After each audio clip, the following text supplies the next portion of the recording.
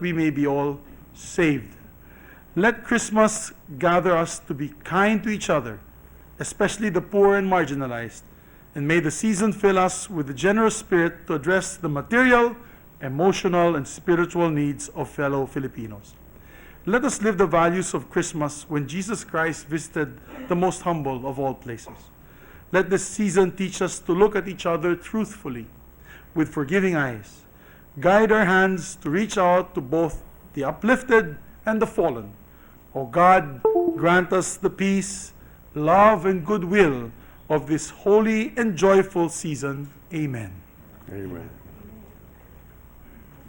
The Senate Choir will lead us in the singing of the Philippine National Anthem, after which the group will render also a song entitled Joyfully We Sing.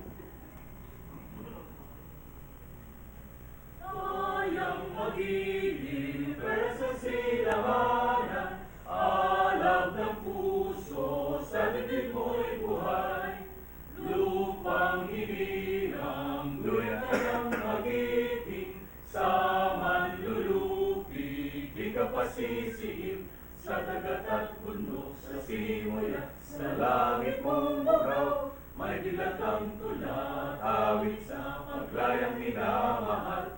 Ang islap ng watawat mo'y tagumpay na nagdidinig, ang bituin at araw niya kailan pa may magdidilim. Lupa ng araw ng walhati pagsinta, buhay langit sa piling mo. Ang ligaya na may mga api, ang mga tay ng dahil sa'yo.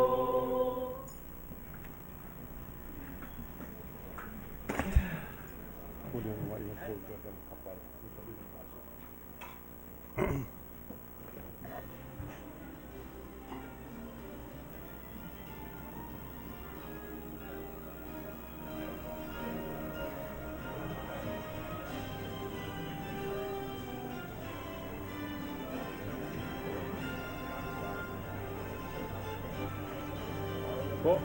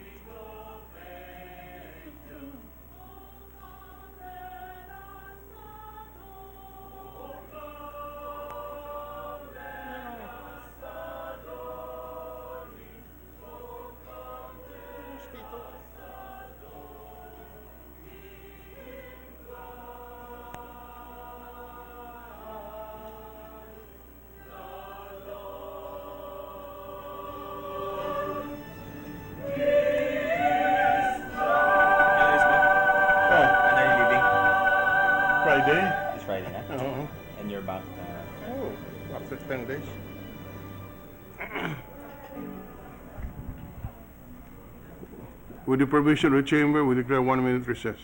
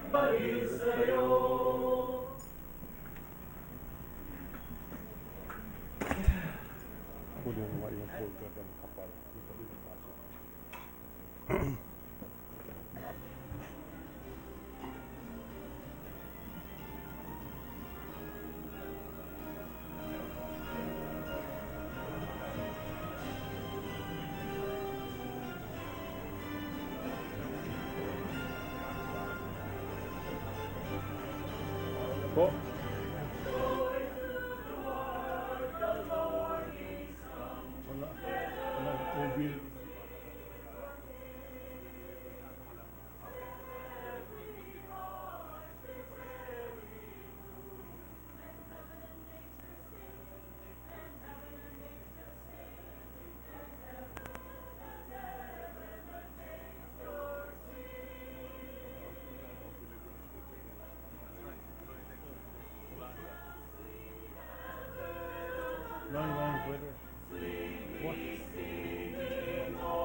Ipaikot ko nga yan sa mga sigander. Hindi sabihin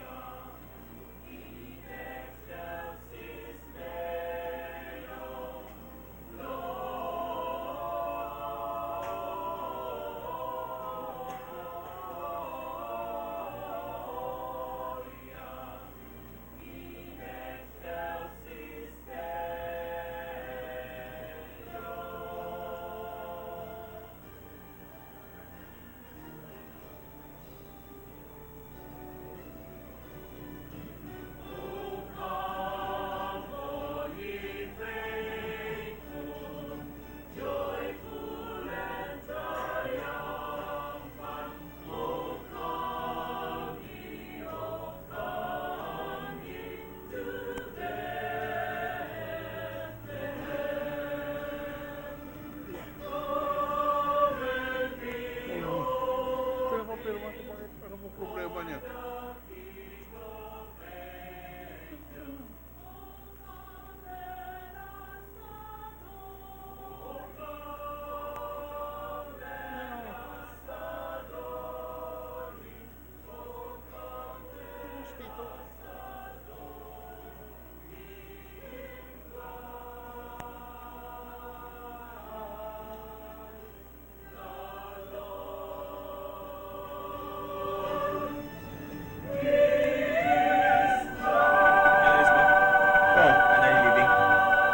Friday?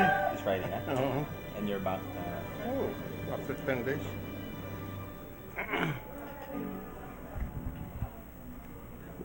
With the permission of the chamber, we declare 1-minute recess.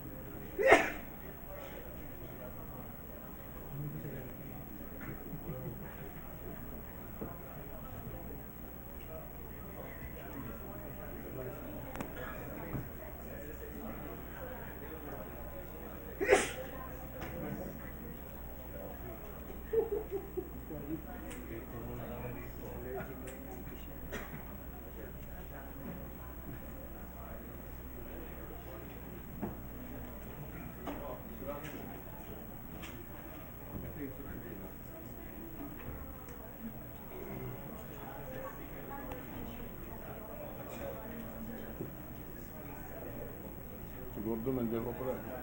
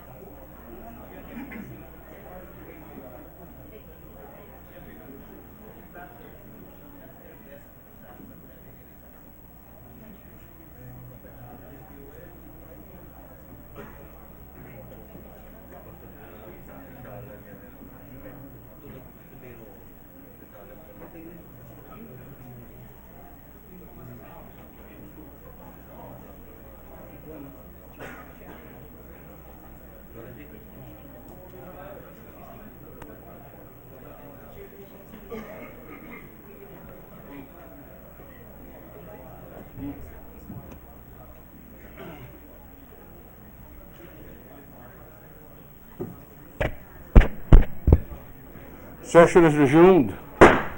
The secretary will call the roll. Roll call of members. The Honorable Senators Angara, Aquino, Binay, Cayetano, De Lima, Trilon, Ejercito, Escudero, Gatchalian, Gordon, Honasan, Hontiveros, Lacson, Ligarda, Pacquiao, Pangilinan, Po, Recto, Soto, Trillanes, Villanueva, Villar, Soberi, Senate President. 19 senators are present. The chair declares the presence of the quorum. Majority Leader, Mr. President, I move that we dispense with the reading of the journal of the 45th session, Wednesday, December 7, and consider the same as approved. any objection? Hearing none. The reading of the journal of session number 45, Wednesday, December 7, 2016 is hereby dispensed with and the same is hereby approved. I'd like to welcome some visitors in the Senate, Mr. President. Pag-asa ng Bagong Talavera Senior Citizens Multipurpose Cooperative of Talavera, Nueva Ecija, headed by Mr. Reynaldo Sinchioco, the Chairman of the Board of Directors. We'd like to welcome them to the Senate, Mr. President. We recognize the presence of our guests, made it of record. Thank you. Mr. President, I move that we proceed with the reference of business. Secretary will read the reference of business. Message from the House of Representatives. Letter from the House of Representatives informing the Senate that on 5 December 2016, it passed the following House bills in which it requests the concurrence of the Senate. House Bill number 937, entitled An Act Dividing Barangay North Bay Boulevard South in the city of Navotas into 3 distinct and independent barangays to be known as Barangay NBBS Proper, Barangay NBBS Kaunlaran, and Barangay NBBS Dagat-Dagatan. Committee on Local Government, Electoral Reforms, People's Participation. 4402, an act dividing Barangay Tanza in the city of Navotas into 2 distinct and independent barangays to be known as Barangay Tanza 1 and Barangay Tanza 2. Local Government, Electoral Reforms, People's Participation. Bills on first reading. Senate Bill number 1272, entitled An Act Recognizing the German European School Manila, Incorporated as an educational institution of international character, granting certain prerogatives conducive to its growth as such and for other purposes, by Senator Richard J. Gordon. Education, Arts, and Culture. 1273, an act granting Philippine citizenship to Bruce Donald McTavish, by Senator Richard J. Gordon. Rules. resolution honoring 251, honoring and commending the 2016 awardees of the outstanding women in the nation's service for their courage, integrity, and commitment to enhancing the role of Filipino women in nation building by Senator Ligarda. Rules. Committee reports. Committee report number 17, prepared and submitted by the Committee on Women, Children, Family Relations, and Gender Equality on Senate Bill number 1271, with Senator Risa Hontiveros as author thereof, entitled An Act Prohibiting Discrimination on the Basis of Sexual Orientation and Gender Identity or Expression, and providing penalties therefore, recommending its approval in substitution of Senate Bill number 935, Senator Risa Hontiveros. Ordinary business. Committee report number 18, submitted jointly by the Committees on Justice and Human Rights and Public Order and Dangerous Drugs on Peace Resolution number 9, introduced by Senator Laila de Lima, entitled Resolution Directing the Senate Committee on Justice and Human Rights to investigate in aid of legislation the recent rampant extrajudicial killings and summary executions of suspected criminals, to strengthen the mechanisms of accountability of law enforcers, and to institute corrective legislative measures to ensure full respect for basic human rights, especially the right to life. Introduced by Senator TRILLANES IV. Entitled 151, introduced by Senator TRILLANES IV, entitled Resolution Urging the Senate Committee on Justice and Human Rights to conduct an inquiry in aid of legislation on the alleged extrajudicial or summary killings purportedly committed by the Davao Death Squad, with the intention of coming up with remedial legislation to ensure the protection of the people's basic human rights and the right to life, and the observance of due process of law in the government's conduct of its campaign against terrorism, drugs, and street crimes, and the privileged speeches of Senator Laila M. de Lima, Senator Cayetano, and Senator Risa Hontiveros about extrajudicial killings, recommending its approval. Sponsor, Senator Richard J. Gordon. Dissenting report filed by Senator Laila M. de Lima on 12 December 2016. Calendar for ordinary business. Majority Leader. Mr. President, with the permission of the body, I move to transfer from the calendar for ordinary business to the calendar for special orders PS Resolution number 9 and 151 under Committee Report 18. Any objection? Hearing none, so transferred. With the permission of the body, I move to consider PS Resolution 9 and 151 under Committee Report number 18. Any objection? Hearing none. Mr. President, Approved. if the members of the Senate will listen, I move to recognize the Chairman of the Committee on Justice and Human Rights, Senator Richard Gordon, to sponsor the measure. Senator Richard Gordon is recognized to sponsor the measure.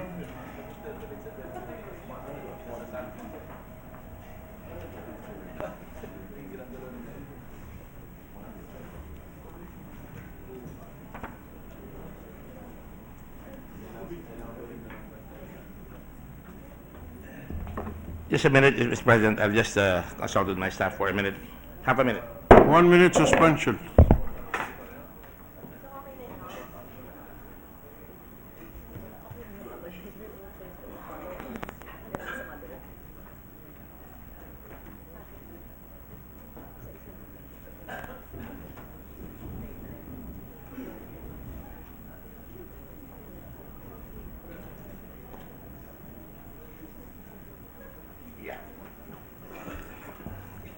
Okay, sure ba? Ready to resume, Mr. President. Session resumed. Mr. President, thank you very much. Distinguished colleagues, ladies and gentlemen in the gathering, my fellow citizens, magandang hapon po sa inyong lahat. Great pleasure and honor to be here this afternoon to present before the floor our joint committee report of the Committee on Justice and Human Rights, jointly with the Committee on Public Order and Dangerous Drugs, chaired by Senator Lacson. Mr. President, this is an offshoot of the resolutions or the filed by Senators De Lima and later on by Senator Trillanes on the matter of extrajudicial killings. And I quote, "A resolution directing the Senate Committee on Justice and Human Rights to investigate in aid of legislation the recent rampant extrajudicial killings and summary executions of suspected criminals, to strengthen the mechanisms of accountability of law enforcers, and to institute corrective legislative measures to ensure full respect for basic human rights, especially the right to life." That is the title of the resolution. That is the framework upon which the committee, later on, which succeeded Senator De Lima, embarked on its mission to investigate.